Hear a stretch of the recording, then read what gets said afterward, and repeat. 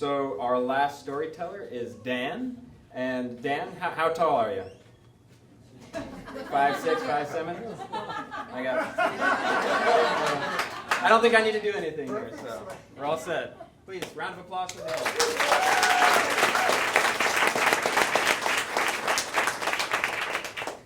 It's April of 1965, and I'm at St. Patrick's Grammar School in Berlin, New Hampshire, in the heart of the White Mountains. And I've been at the grammar school for 6 years, and today was a very special day. Sister Mary Jude walked into the room. She was the school principal. She really waddled into the room. She was about this high and about this wide, but boy, she looked like a nun. This was back in the days when they had the habits, and she had the black habit and the white thing around their face, and all you could see was this, and you had no idea what was under that cloak. But she walked to the front of the room, and she had a clipboard held close to her.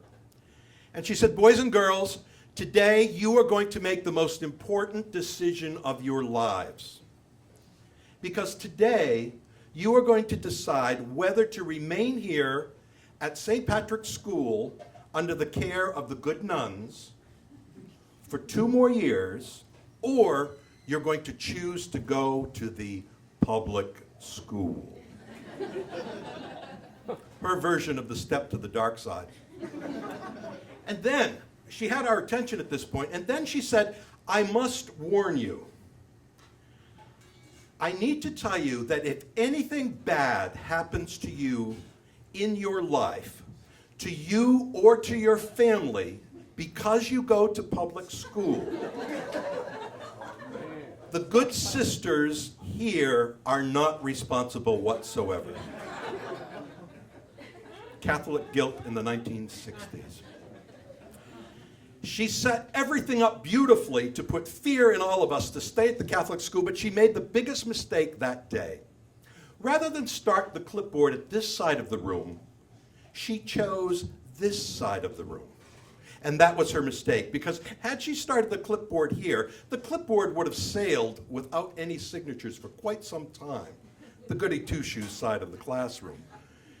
And she might have had a shot that many of us would stay at the Catholic school, but no, she made a mistake. She gave the clipboard to the first person here, Keith Rodriguez. Keith was the class clown and character. Keith took that clipboard, and with as much flair and drama as he could muster up, he signed his name to be the first to go to the public school. He held up the clipboard and showed the entire class.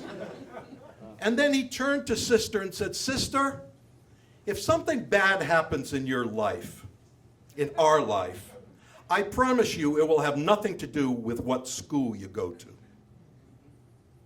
Well, the clipboard started to go. And one by one, people said, "If this is good for Keith, I can go to the public school and survive." The clipboard got to my desk. I hadn't made a decision up to that point. My parents said it was totally up to me. And I took that clipboard and I looked to the front of the room and I said, "Do I go with Sister Mary Jude or do I go with Keith Rodriguez?" I went with Keith, and I signed to go to the public school. And as the clipboard went to the end of the room, the good sister took the clipboard and said, "Thank you, boys and girls." About half of us had signed to go to the public school. And she said, "You can change your mind within the next 2 days if necessary."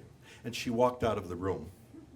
The following year, Keith and I went to the public school, and we, in fact, graduated in 1972 from Berlin High School. Keith and I remained friends throughout our time at the school. We weren't real good friends because he was in a motorcycle, pinball type of crowd, and I was with the audiovisual equipment and theater geeks. The question arises to me today. I think of that moment many times, and I wonder today, if Sister Mary Jude were standing here, And if Keith were here, what would they think about the promises they made that day? Sister Mary Jude might still be alive. Hopefully she's in a nursing home for nuns with nasty habits. Don't laugh, my time's going. But for Keith, it was in 1973, a year after we graduated from high school. Keith took his own life by carbon monoxide poisoning in a garage. I wonder to this day which promises were kept and which promises were broken. Thank you.